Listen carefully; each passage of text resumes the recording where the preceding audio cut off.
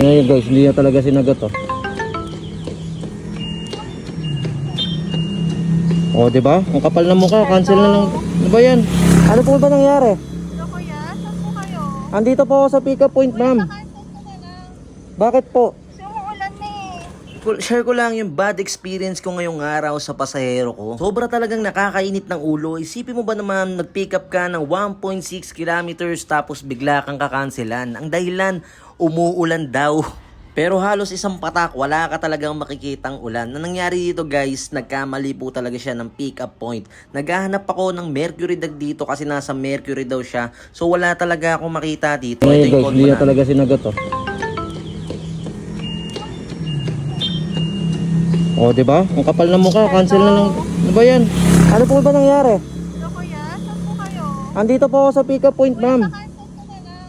Bakit po? Kasi umuulan na eh. O, hindi, nagkamali lang po siguro kayo ng pin location. Kasi wala naman Mercury po dito eh. O, tingnan mo, pinatayan ako. Ang kapal na mukha talaga. Ang ino, nakakainit ng ulo.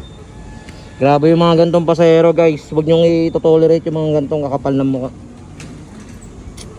Pinatayan ako, sobrang bastos. Siguro nandito siya, baliktad siguro yung pin neto. Sobrang kupal neto, nagmamadali pa kanina. Ang isa lang naman sa nakakainit talaga ng ulo dito guys, okay lang naman mag-cancel. Ang nakakainis dito yung mamadaliin ka ng mamadaliin. Ilang beses tumawag sa akin yung pasahero ko na yan. Tapos nung nandun na ako sa mismong pick-up location, no, ayun nga, pinakancel. Ang dahilan niya umuulan daw. Pero wala ka talaga makikitang ulan eh. Ibig sabihin lang talaga neto nagkamali siya, ayaw niya na lang aminin. Ang nakakainis lang dito, okay lang naman sana eh. Hindi man lang nag-sorry, grabe 'di ba?